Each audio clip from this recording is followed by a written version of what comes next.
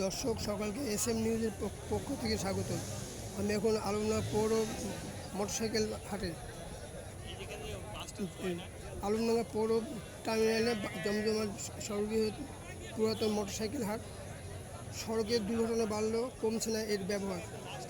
দ্রুতগতি যানবাহনের নাম বাইক, পূর্বে নাম ছিল মোটরসাইকেল। আধুনিকতার ছোঁয়ায় দ্রুত চলাচলের স্বার্থে মানুষের কাছে এই মোটরসাইকেলের কদর দিন দিন বাড়ছে।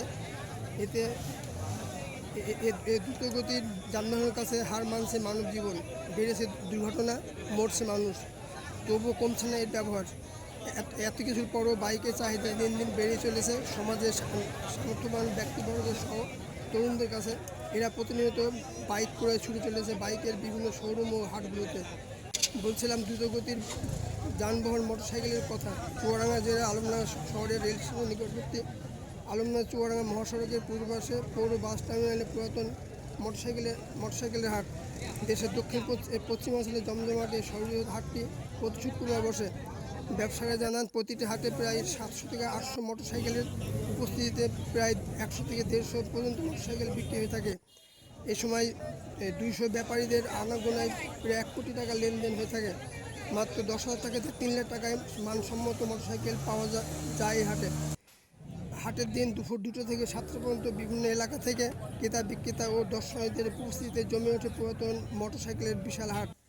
চুয়াডাঙ্গা জেলার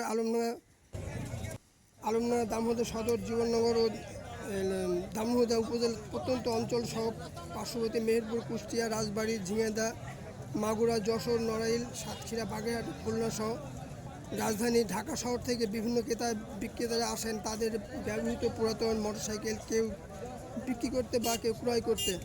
সারিবদ্ধভাবে সাজিয়ে রাখা দেশি বিদেশি ব্র্যান্ডের বিভিন্ন মডেলের 50 থেকে 150 সিসি মোটরসাইকেল সহ শত শত পুরাতন মোটরসাইকেল নিয়ে বিক্রেতারা দাঁড়িয়ে থাকে। অপরদিকে ক্রেতারা হাটময় ঘুরতে ঘুরে দেখছে।